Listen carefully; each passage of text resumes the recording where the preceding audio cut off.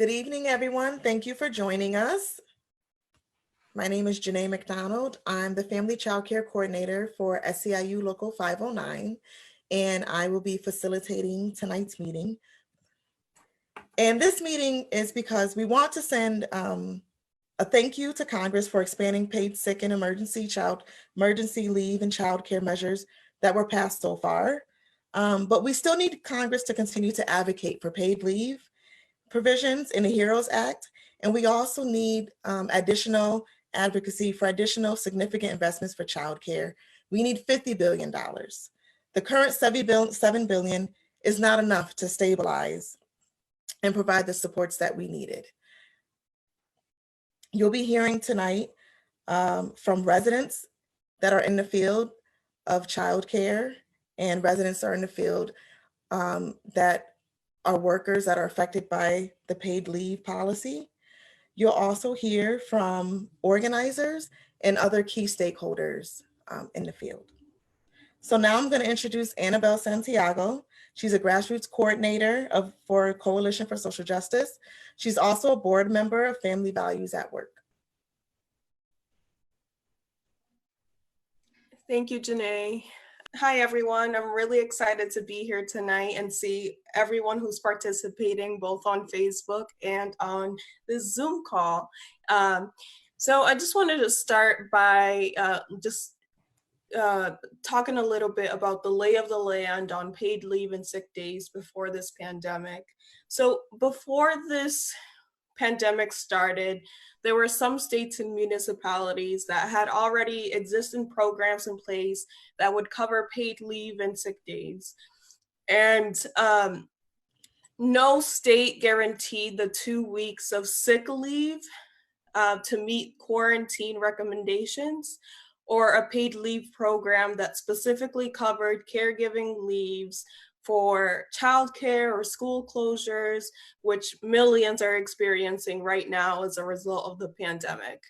So our Congress members worked to address this gap, the gap of these policies, by passing the Family First Coronavirus Response Act, which provided up to 2 weeks of paid sick days to take care of yourself or a family member, and 12 weeks of emergency childcare leave, with 10 of those weeks being paid for childcare or school closures.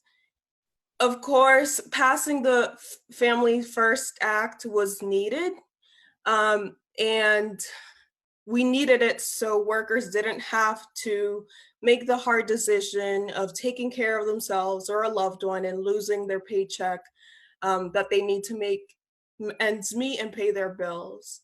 And although there were many workers that were eligible under these new benefits under Families First, it left out all workers who work in businesses with more than 500 employees, and allowed for the optional exemption of employers who employ healthcare providers or emergency responders, and businesses with fewer than 50 employees through a DOL oversight issue.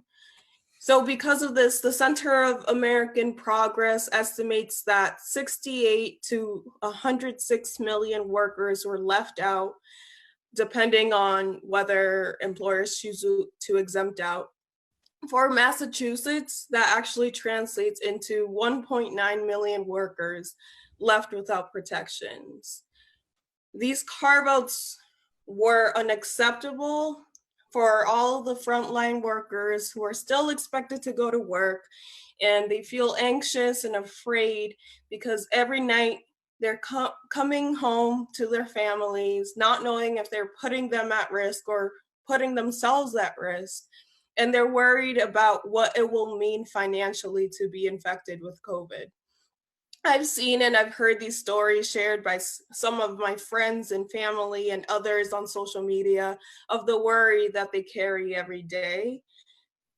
Frontline workers include our parents, our siblings, our nieces and nephews, our children, our friends, and our neighbors who are working in grocery stores, hospitals, nursing homes, residential facilities, and are taking care of us. So we need to be able to step up and say to them, you know what, losing your job or making ends meet is not something that you need to worry about right now with all of the stresses that are already being put on you through this pandemic.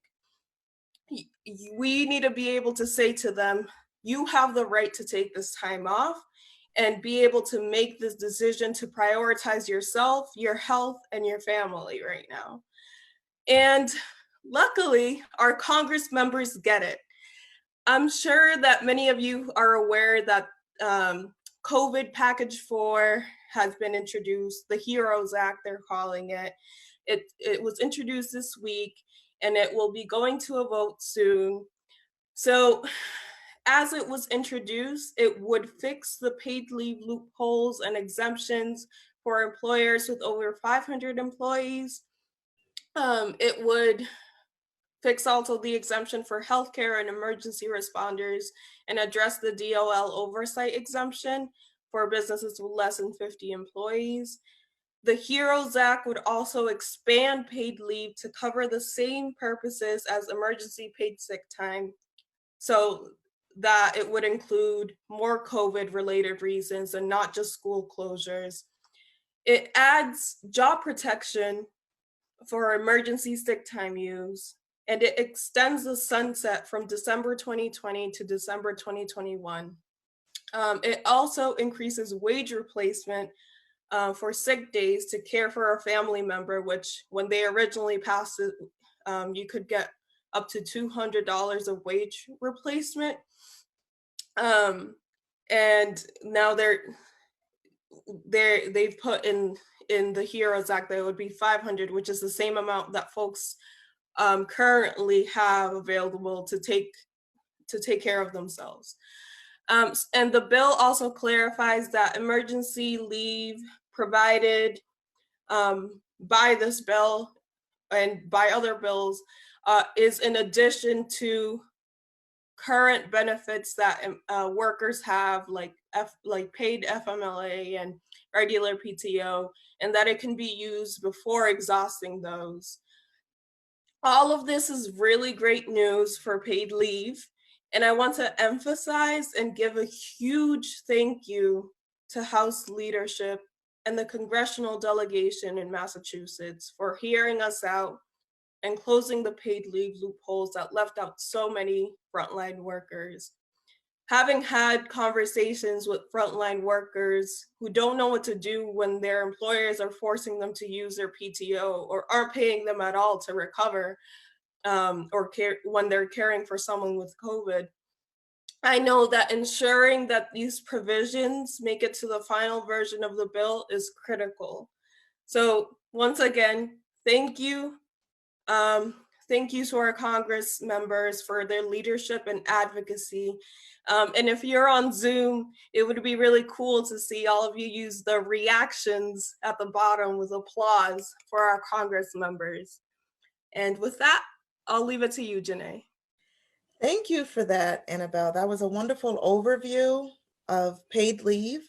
And now we're going to hear from one of the frontline workers that Annabelle was talking about. This is a local 509 member, Desmond Grant. He is a direct care specialist, and he's going to give us that testimony that Annabelle was talking about, his experiences working on the front line and what paid leave will mean for him and other workers like him. Desmond, please feel free to unmute yourself. Thank you, Isabella. Just to go over a few things. My name is Desmond Carter. It's not Desmond Grant, Desmond Carter. I work for a company called Guidewire. I've been there since 2008, and I pretty much been working on the front lines for quite some time now. Guidewire is a company that has group homes in Springfield and in Pittsfield. I work in the Springfield area, and I work with individuals who have intellectual disabilities. So it's not an easy job to do as it is without COVID-19. But since COVID-19 came along, there were lots of problems that we encountered. In the beginning, there was a lack of PPE equipment, not enough masks, not enough gloves. So it was very difficult knowing that you're seeing other people dying from this disease and there's no cure, and having to work in this field, it added a lot of stress. I seen and I heard from co-workers, like there's some co-workers who they call vacation floaters. They work in all the different houses, and sometimes they did not know who was test positive, or if anybody in the house, staffing or individuals, that they had to go to work, to the information was not properly disseminated down to them. And sometimes they would go in to work not knowing if anyone in the house is contaminated until you get there, and then you can ask questions. But that's kind of too late. I mean, some of the other scary situations were like when the staff is tested, the results don't come back right away. There was one case where the results took like 22 days to come back, and the person, one of the staff people, were positive. I mean, that's past the time. So imagine people working under these conditions. It's extremely stressful.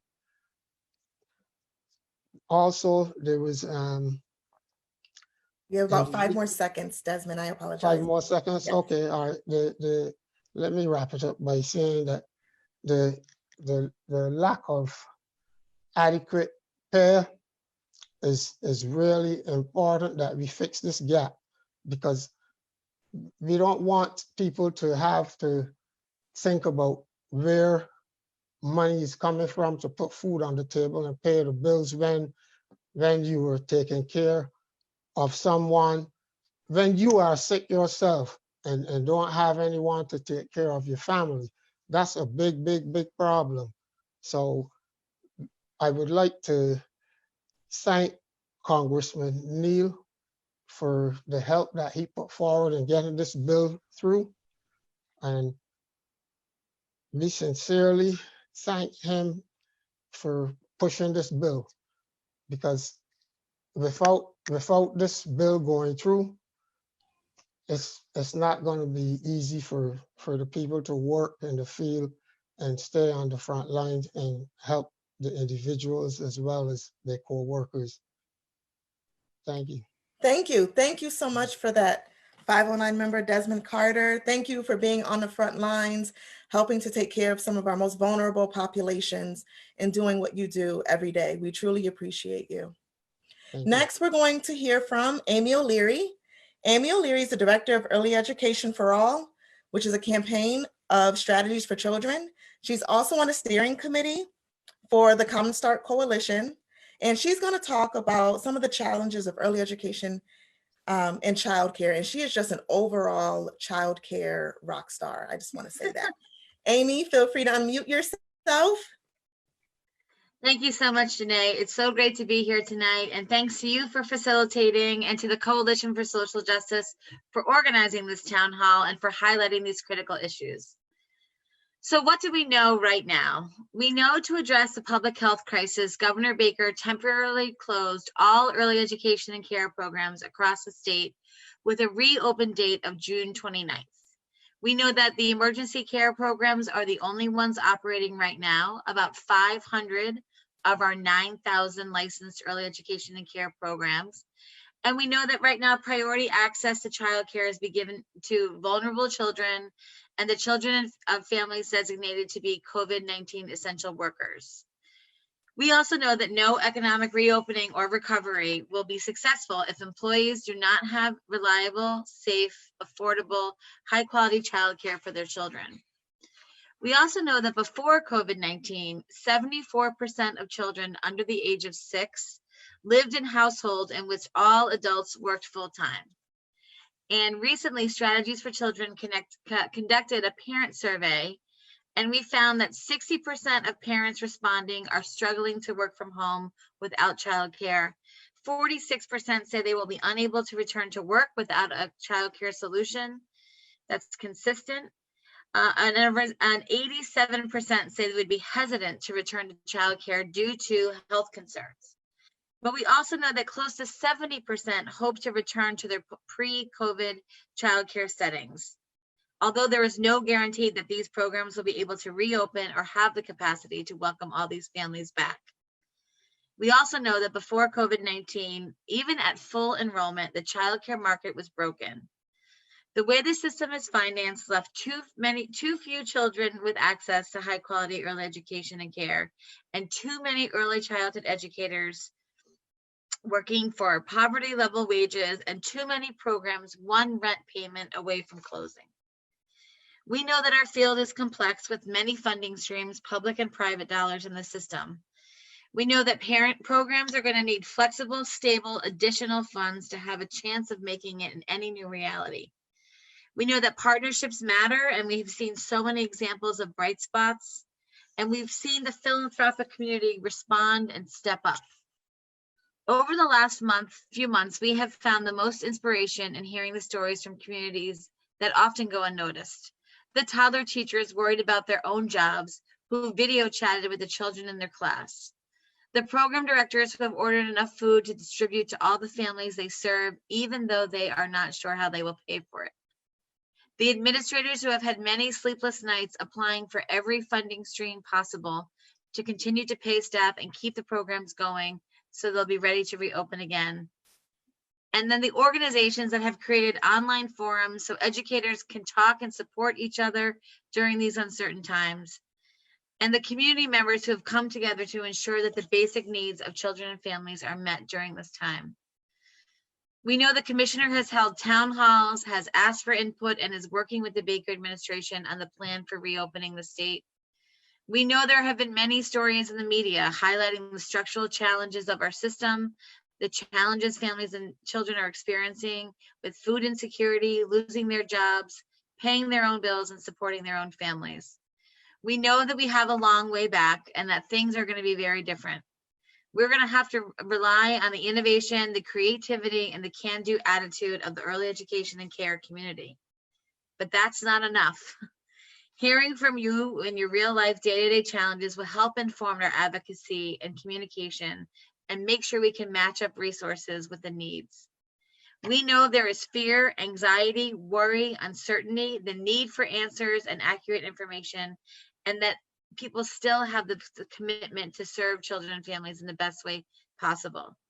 We know that people are fighting for us, elected officials, leaders from other sectors, and we know our federal delegation is leading the way.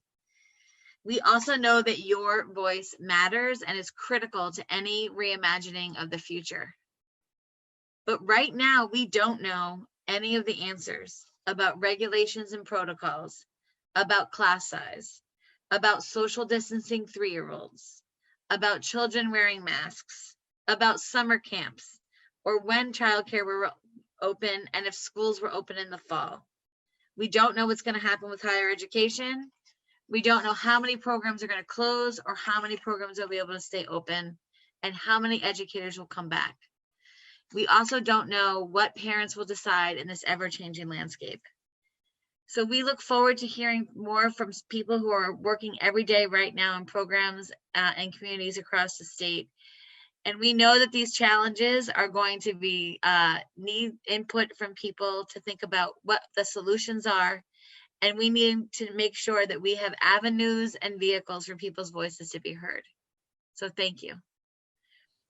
Thank you, Amy. Don't forget to use your reactions, everyone. I used a reaction for Amy because that was so empowering. You captured so much data, you know, family feelings and what they're going to have to face.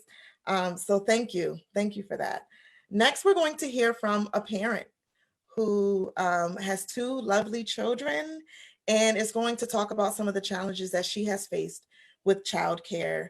Maureen Peterson is currently getting her master's in public policy at UMass Amherst, and she is also very interested in assisting us with the Common Start Coalition. And we are just so excited to have Maureen here with us today to give her story and to become involved. Maureen, feel free to unmute yourself. Hi, good evening. So just to start off, you know, as Janae said, I am getting a master's in public policy and I live in Westfield. I have a 4-year-old and a 2-year-old. When we first moved to the area, I had initially started a master's degree in Eastern Massachusetts, and we had one child and I was pregnant. And my plan was to just go back to school and finish and then, you know, find a job eventually. Unfortunately, what ended up happening was that my husband was laid off when I was 6 months pregnant. So after I had my infant daughter, I went back to work and he was still home. So that was, you know, really workable for us. After a few months, decided to stay in the workforce instead of going back to school so that we could have two incomes for a little while longer. And at that point, I was able to find a job that I enjoyed. It wasn't in my field, but it was a steady 40-hour-a-week paycheck. When we started looking for childcare for our two kids, what we discovered was that there are a lot of family home-centered daycares available in our area. Most of them close at 4, which is not a great option for working parents. I was working in Springfield and I couldn't leave any earlier than 4:30. My husband was working in Springfield and he couldn't leave any earlier than 4:30. So we were able to work something out with one of our local family providers so that she would stay open for us until 5. But it was always, you know, super stressful to try to get there. What ended up happening after that was that we started having days off and snowstorms, and my employer at the time was very understanding. But again, as a new employee, you know, I felt a lot of pressure to find a childcare that would stay open during that time. Unfortunately, the only place that I could find that stays open all the time is the daycare center at Mass Mutual. And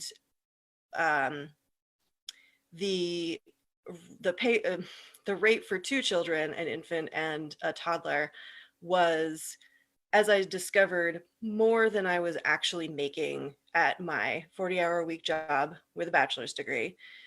So unfortunately, I made the decision that I was going to have to leave my job and stay home.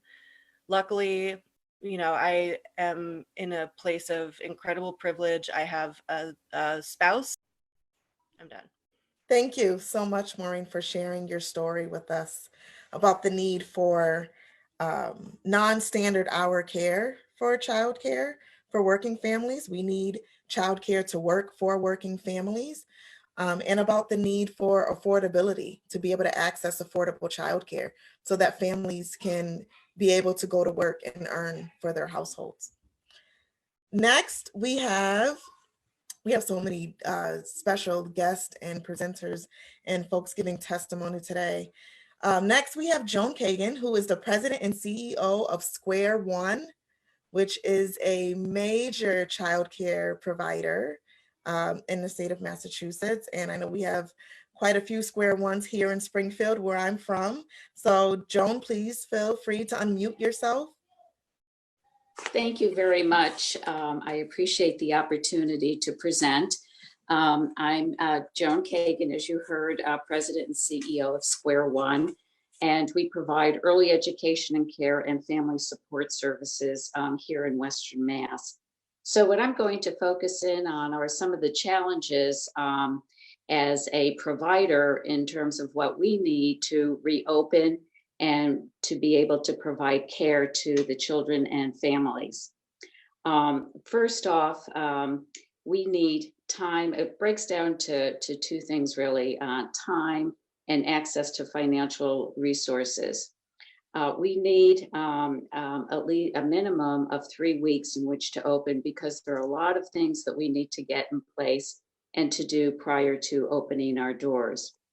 One of the things is that we need access and guidance to testing for staff, including some guidance on the frequency of testing.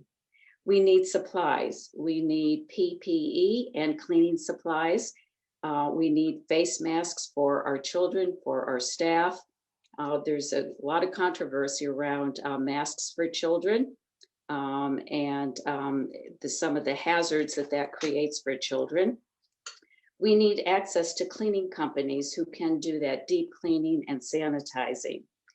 We also need access to increased mental health services for teachers, for children, and for families. We also need money to, we are recommending that there be reduced class sizes.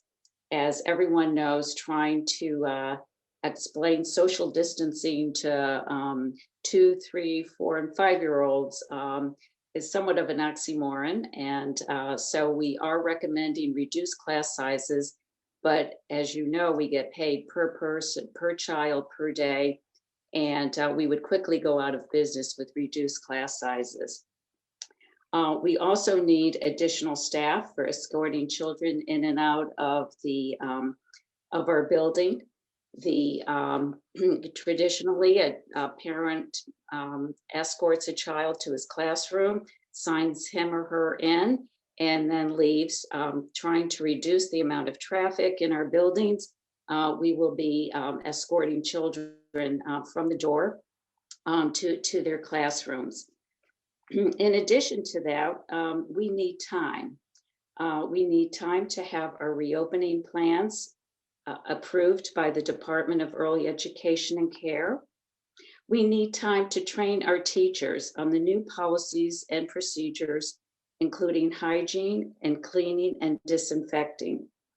We need time to communicate to parents on the new procedures and protocols, as well as to help them prepare the children for returning to the center. We are concerned about the impact that will be had on the children who are looking at their teachers wearing masks and PPE. That could be very upsetting and traumatizing to children. We also need to make sure that families are well informed about making a decision about returning, having their child return to one of our centers or family care providers with respect to, are there people in their home with compromised health situations. We need time to prepare our rooms. Again, we were looking at the CDC guidelines around removing rugs, water tables, sand tables. With reduced class sizes, we would be removing some tables and chairs so that there is more space among the children. Different protocols, we do serve meals family style.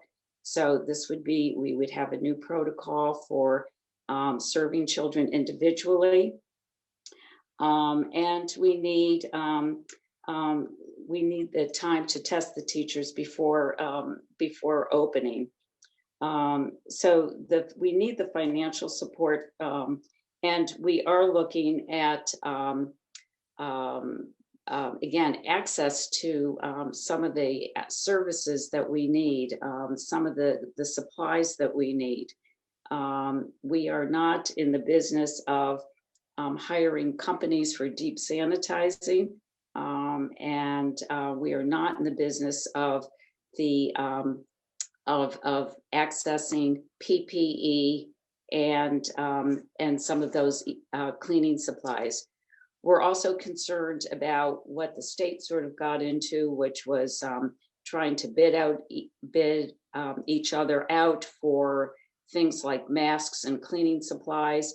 We don't want to get into that business where we're bidding against our colleagues and or trying to secure and bid against our large hospital systems. So those are some of the challenges that we're facing right now in terms of ensuring that our facilities, both our family child care as well as our centers, are clean and safe, and can, as best as we can, ensure for the health and protection of our children and families and staff. Thank you. Thank you, Joan. And as a family child care coordinator for SEIU Local 509, I want to say thank you for also taking into consideration family child care providers and providing them with the same protections and safety. And thank you for thinking out your recommendations and plan for reopening and providing safe measures for your staff and your families so much. And you really broaden the scope of trauma. I think when we think about trauma, we're just thinking about the experiences families are feeling at home. We're not thinking about some of the traumas that children may incur once they're in the academic setting, because all the different changes and the meal times and those other considerations. So thank you so much for that. Thank you. Next, we're going to hear from a family child care provider who is a member of Local 509, Cheryl McCarthy from Southwick. And she's going to share her experiences as a family child care provider and some of the concerns that she has. Thank you, Janae. As she said, I'm Cheryl McCarthy, and I live in Southwick. And as long as I can remember, I've loved taking care of children from 6th grade to be exact. And as a family child care provider for the last 24 years, a former center-based teacher, a youth volunteer, and a mother of 3 grown children. Having children and families in my home has been a way of life for my whole family, not just myself. When we were informed childcare providing programs would be closing, I did apply to become an emergency childcare provider. I was afraid financially as a one-income family, and my application was approved, but my children and I decided as a family the risks were just too high, because a year ago my husband actually passed away on a ventilator of a respiratory illness after 46 years of diabetic complications. So it was just too much for my children to think of me being at risk at this time. So I do thank Congress for the PUA unemployment for self-employed businesses at this time, because otherwise I would probably be on the verge of being homeless. And I never thought I'd be in this situation along with everybody else. And I'm afraid of what that future holds. And I'm concerned about my family and the families that I provide care for. And as Joan just said, maintaining a safe distance from others is a hard concept for many of the adults to grasp, never mind children and toddlers. While it's necessary, though, for everyone's safety, relegating, as I can see, infants and toddlers to separate pack and plays all day is certainly not the way we've been taught to care for children. It's not a concept that they will inherently understand. I've read many articles about how expensive childcare is for families, and I totally agree. However, when the cost of childcare is broken down versus the actual income of a childcare provider, you realize how priceless this profession really is. And I do wonder why nobody took that into consideration before this pandemic even happened. And I'll be up front, I charge $42 a day. I work a minimum 10 hours a day. And I'm really sorry that the mom, Maureen, couldn't find people that work after 4, because I don't close till 5:30 and I have my first child at 7. That breaks down to $4.20 an hour a child per day. A teenager can babysit children on the weekend and make more an hour than I do, and they have no regulation, not much experience, and no training. So with the new regulations soon to be released, I will probably have less children in my home with added expenses. If the hospitals and medical staff, like Joan just said, cannot find adequate PPE materials, how can a family childcare do so on a now even less limited budget? The cost of feeding the children, purchasing curriculum, Essential supplies and extra supplies have already skyrocketed, along with the modifications that I don't even know that I'm going to be needing to make in my home. So the cost for each child just increased at least $10 a day, and that leaves me with $3.20 an hour.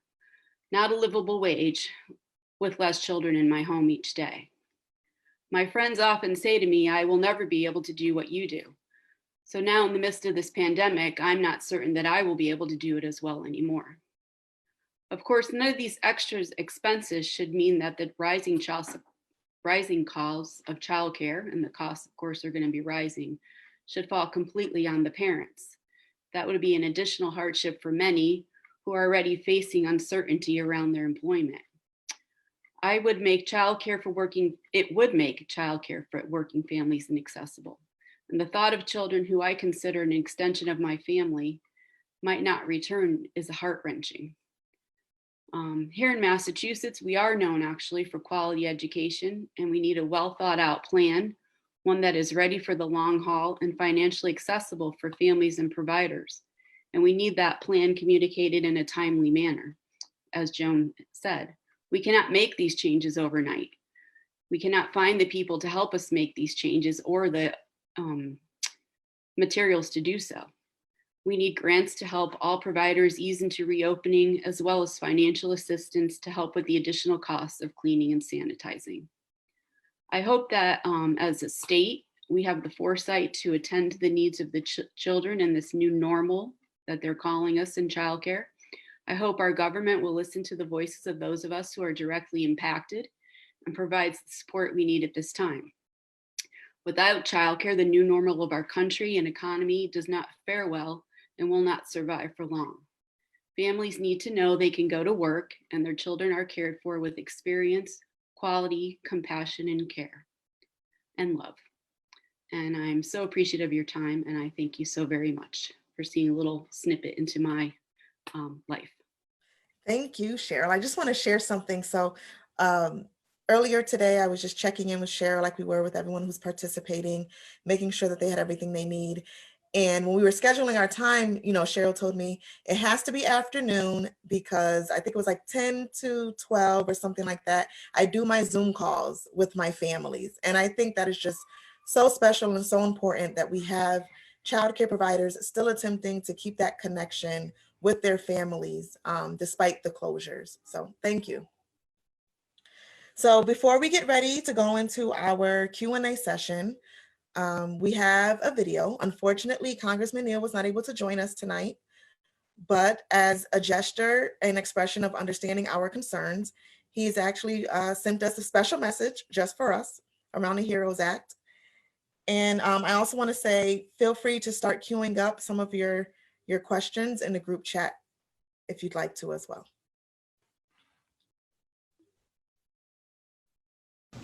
Hi, I'm Congressman Neal. Votes have taken me to Washington tonight, so I'm unable to join your call. But thank you to SEIU, Strategies for Children, and the Coalition for Social Justice for putting this town hall on. Let me take a moment to go through the HEROES Act, which we are likely to vote for on Friday morning. It's a big package, and that was intentional. The Ways and Means Committee took a leading role in crafting some of the most notable, impactful provisions of the legislation. First, we have another round of economic impact payments. We've expanded the universe of eligible recipients to include folks who use individual taxpayer identification numbers to pay their taxes. We also increased the dollar amount to $1,200 per family member, up to $6,000 per household, including college students and non-child dependents as well. I'm really proud of the fact that the package includes this truly historic expansion of EITC and the child tax credit, and it doubles the child and dependent care tax credit as well. It will provide targeted relief to workers and families in need. $850 million to states to assist in providing dependent care for essential workers during the pandemic. Emergency assistance to older foster youth, $50 million to the John H. Chafee Foster Care Independence Program, and a 30% funding increase to its educational and training voucher initiative, along with programmatic flexibilities necessary to preserve and serve older foster youth during the COVID-19 pandemic through January 31st of 2021. Emergency assistance to families through home visiting programs, $100 million to home visiting programs funded under the Maternal, Infant, and Early Childhood Home Visiting Program, and programmatic flexibilities through January 31st, 2021 to ensure they can continue serving low-income families during pregnancy, early childhood, and parenthood. We also help particularly vulnerable populations through additional emergency assistance that will allow folks to maintain access to essentials during the crisis. State and local governments and local nonprofits would have the flexibility to provide direct disaster relief through cash, non-cash, and in-kind benefits. Our frontline workers are under tremendous pressure and stress right now, and this package provides fast, flexible funding to support childcare and adult daycare for adults incapable of self-care for essential workers on the job during the crisis. This assistance will allow folks like healthcare workers, grocery store workers, and public safety workers to keep their families afloat while they continue to help our communities. And of course, the legislation also includes a number of measures to address the persistent public health emergency that's gripping our nation. Ways and Means had a role in several of these initiatives. And I particularly want to note that we led the charge to make investments in nursing home safety. The virus has ravaged these facilities, and we will need to do more to save resident lives, improve accountability, and prevent future outbreaks. Thanks for what it is you do.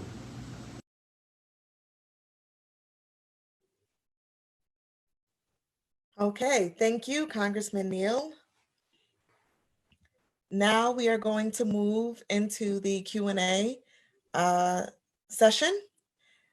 And our first question will come from Claire Higgins, who's the Executive Director at Community Action Pioneer Valley.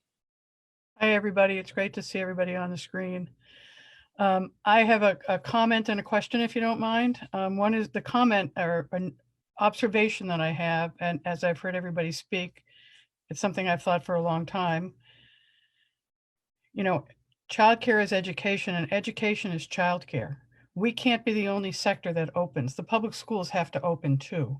Our employees can't come to work unless the public schools are open or summer camps are open. So it has to be an all-child approach to how are we opening up the things that children need, and not singling us out as the key to opening the economy, right? Childcare is education, education is childcare. The largest free childcare system in the country is the public school system.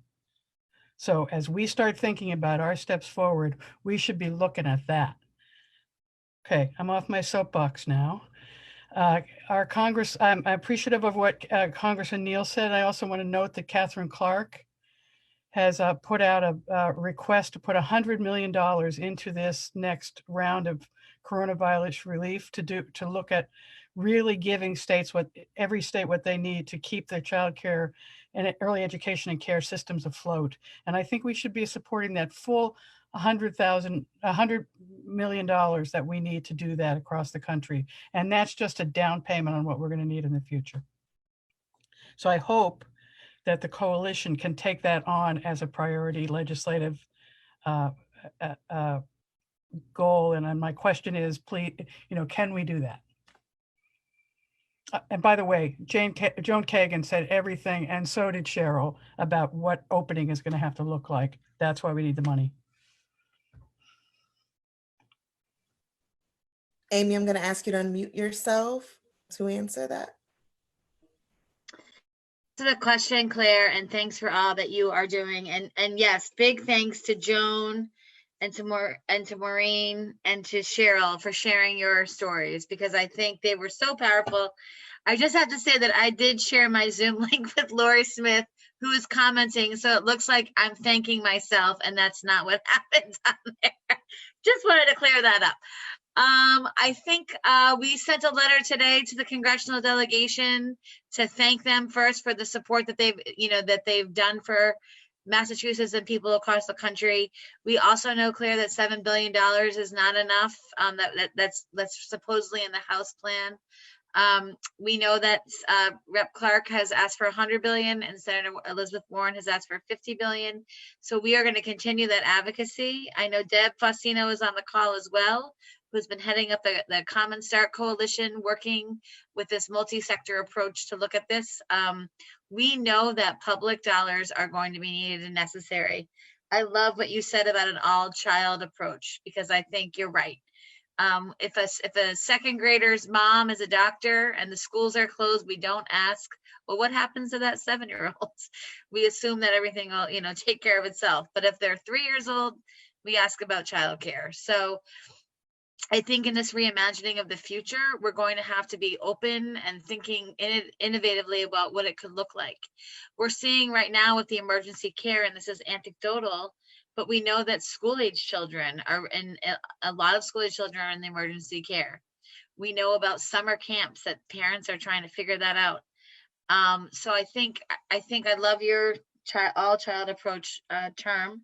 And I think that is the message we need to send, not just to the congressional delegation and elected officials, but to the media.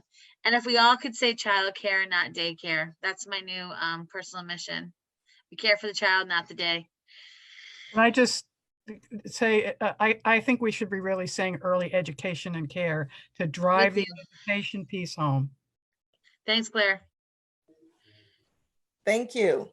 Our next question is going to come from Larissa Jones. She is a family childcare provider in Springfield. Larissa, you can unmute yourself. Yeah, I did. Okay. Can you hear me? Yes, we can. Okay. Hi. Good evening, ladies. Okay. My whole thing is I've spoken to several providers that we are from the same system. They have fears. Okay. So I'm trying to explain to them that if you let these fears take over, then you'll never have your normal life. Like, we're never going to have life the way it is before, but we can start a new one. So in order for us to go forward, we need to come together as a system, as a group of people that brainstorms and figure out what it is we can do to keep our environment safe for our children, other than, we have to think a little more further outside the box. Like right now, we need the PEE equipment. We need, thermometers that you could just, like simply glide across their foreheads to keep up with temps. But then we also need our parents to be on board with the same, criteria that we are trying to put upon them, so that when we do open up, it's not so much of a fear. It's more like, oh God, I can't wait to be here. Like, I'm so happy to be back here. You guys don't know. So I don't want my kids to come in looking like, oh my God, I'm scared. No, that's not what I want. So my spare time, I've been rearranging this whole environment here. I'm taking out things and I'm making it so that when they come in, it's like, oh God, we got a lot to talk about. You know what I'm saying? So I'm putting things in place. Don't know when we're going to open up, but they're coming in place. And I'm trying to stay positive with my peers. So when we're speaking on the phone every other day and I talk to my parents, I get a feedback from my parents. My parents are afraid of leaving their kids here. They've been with me since baby. Their kids are some 5 and 6 years. I'm afraid of the next family. So I'm like, okay, we have to put something in place there.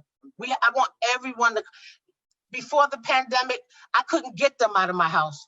Now they're afraid to come into my house. You know what I mean? So I'm trying to bring that sense of humor back, along with all the other mayhem in the world. Let's bring it in a little bit. Let's bring it back a little bit. That's all. That's all I need.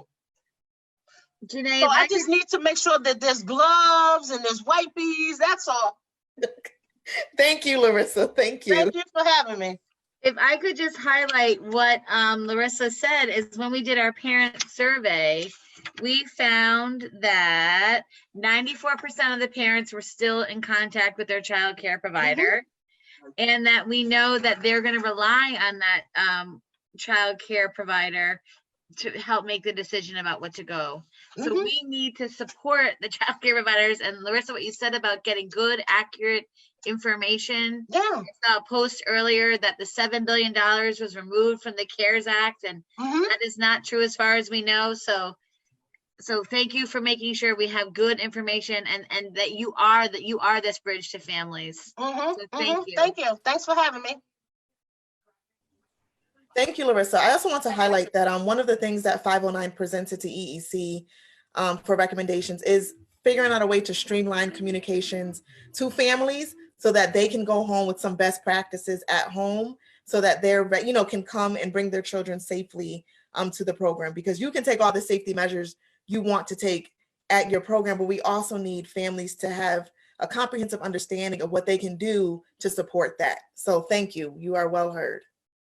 Yeah, I think it's very important, and that's what I mentioned in my items, which is we need time to prepare families. We need time to educate them, prepare them, and provide the emotional supports that they need in order to ensure that their children are not traumatized when they come in and that everyone's fully prepared. Thank you.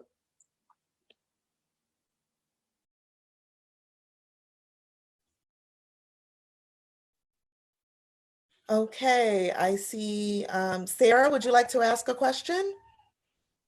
Sarah Patton?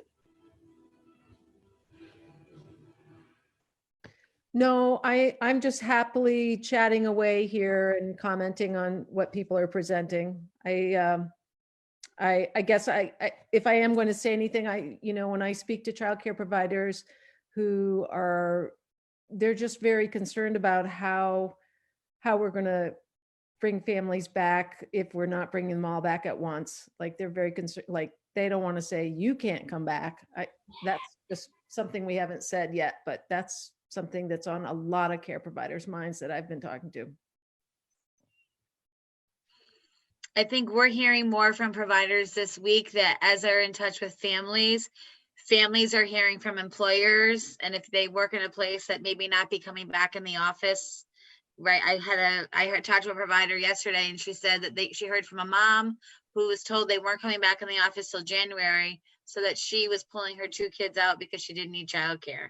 But the provider said to me, like, she might need childcare come July, because if working home, so I think it's going to be this kind of rolling level of awareness and reality. And, but we need to make sure that providers have guidance. Absolutely. Yes, and before we wrap up the Q&A, I just want to read one of the comments from the chat from Lisa McElhaney. And Lisa says, please advocate to EEC to include mental health consultants and list of allowed personnel in centers and family home childcare settings. We can help prevent trauma and reduce its impact, but only if we are able to observe and interact with children and their teachers. And I think that also drives back to what Joan was talking about, right? To addressing those traumas and what Larissa was speaking about, so that families can go back to being, peers, or the children can be peers and not afraid of one another in the education setting. So thank you. Diana says, is the model we have seen realistic for family childcare to be sustainable? Do you know it takes 3 months to hire an assistant if we can find one? So I'm going to actually let the other Amy O'Leary on the call, Lori Smith, who is providing emergency care and is a family childcare provider, answer that question. Lori. Hello. Let's see, let me go back and reread this. It does take a long time to find an assistant. Family childcare, I just actually, right before COVID happened, found a sub and was able to get her license, but it did literally take, I think, a week shy of 3 months to go through the whole process. And it's very, very difficult. And if you have if you have an assistant who all of a sudden can't work, she's ill, family emergency, you're stuck. You can't just go out and find somebody else. Center-based programs, it's different. I'm close with some of the center-based programs in my town, and I've had this discussion about assistants and hiring and Corey checks and all that stuff. And it takes them about a week to get their Corey back, get their fingerprints done, and they're in. So I know that the commissioner is aware of this issue, and part of the strategic plan was to work on streamlining this so that we're all able to be from one pool and it's easy to go back and forth between different places and it doesn't take as long, but it definitely needs to be addressed. There was no answer to your question. Thank you. Cheryl has a question. Cheryl, do you want to unmute yourself? Oh, sure. Well, one of the things I just said is that I've thought of is that when we all reopen, it's not like the virus is gone. So what happens when we reopen and I'm no longer collecting unemployment and then myself or one of my children gets sick and I then need to close again for 2 weeks? Nobody's really talked about what financial security we have during that point because I've run out of my vacation pay from parents, and so how do I go from there is one of my things. And I've also found that with parents working from home, I've heard of some like the woman just said that some of them have worked it out of how to work at home, because a lot of people are going to be working at home till they already know till fall or even next year. That why do I have to pay that $200 a week for someone to care for my child when I figured it out how to do it and I can work from home? So we may not have to not pick children. They may not just show up. But that's also a concern that there's all those children out there, you know, of course, caring with your parent is the best, but that doesn't necessarily mean you're getting the socialization. So those are just some of my concerns as well, above and beyond others. Yeah, I want to join Heather and thank you for addressing that, because I think we're seeing that in the emergency care programs where they're having to close down. And right now, I think there's like people get, okay, but you're right. We're not, you know, the virus is still going to be here. So I'm going to take that question back to the commissioner, because I think it's a really important one to think long-term about the opening and closing. We've talked about the waves, but that's a very specific question. I think the other thing that you raise is this tension between child development and children meeting milestones and social emotional development. And then, you know, as you said, parents are the first teachers, but also if a parent's feeling stressed because they have expectations of working from home. I know people who are in HR, when they ask to work remotely, one of the questions is, what's your child care arrangement? Because if it's like the child is sitting next to me, then that's in pre-COVID times, that was a challenge. So I think it's going to take some of these careful, you know, partnerships and figuring out maybe, you know, how to meet the needs. And just to the comment about it's unacceptable to cut the state system in half. Right now, it's really more of a numbers game about what a capacity might be and how many children. I think we are going to have to ultimately figure out other arrangements and figuring out what the future could look like, because we can't ultimately cut the capacity in half. But getting there and figuring out, I think that somebody raised the question and we've been hearing about who decides. We can't leave it up to individual providers as people come to their doors to show up to, they need help and guidance. And I think that would be an area for people to, you know, who would you want to help make that decision? Or what criteria would we be using? Because someone's going to have to figure out the answers to those questions. So I think you're right. We can't cut it, but knowing that it's going to take some time to build it back is important to think about as well. Thank you. Such fruitful conversation taking place. You know, we're having a chance to thank our Congress members. We had a chance to hear from the chair of Ways and Means, Congressman Richie Neal. We have center-based perspective, family child care perspective. And so now that we have had an opportunity to voice our concerns and even do some small brainstorming on how to move forward, we're going to move to the next part. In the last part of this call, which is our call to action. So there's still more that we can do. And Annabelle is going to talk about what that is. Hey, so I'm going to share my screen with you guys. Just give me 1 second. Can y'all see that? Okay. All right. So our call to action for today is just everyone on this call should definitely reach out to their Congress member, and eventually our senators as well. On the screen, you'll see that there's a translation in Spanish for the call to action as well. So I encourage everyone to maybe take a picture of the phone number of your Congress member. If you don't know who your Congress member is, you can find your representative by using the link on the screen, house.gov/find-your-representative. And you can say something to them like, "Hi, my name is Annabelle and I'm a constituent of Congressman Lynch. I'm calling to thank you for the expanded paid sick leave and emergency childcare measure passed so far. Please continue to advocate to keep the paid leave provisions in the HEROES Act, and please advocate for additional significant investments for childcare. We need 50 billion. The current 7 billion is not enough to stabilize and support this essential industry." And I don't know if it was mentioned before, but we are asking for 50 billion because I guess the Center for American Progress finds that the coronavirus pandemic could lead to a permanent loss of nearly 4.5 million childcare slots if we don't fund childcare adequately. So it's very, very important for us to reach out to our Congress members right now and demand that they fund it adequately. All right, so, and then another thing I wanted to share with all of you is in the past few weeks, we've actually been putting together this COVID resource for Massachusetts families and workers. You can find it at tinyurl.com/masscovidrights. I'll put the screen back up, but just to show you very quickly, let's see. So this is what the resource looks like.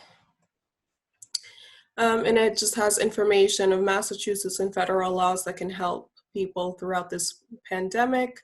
It is clickable, so people can share, can actually click on each of these different policies, and then it will direct them to the website that has more information. That is all. I'll put this back up on the screen. Okay. Good night, everyone. Good night.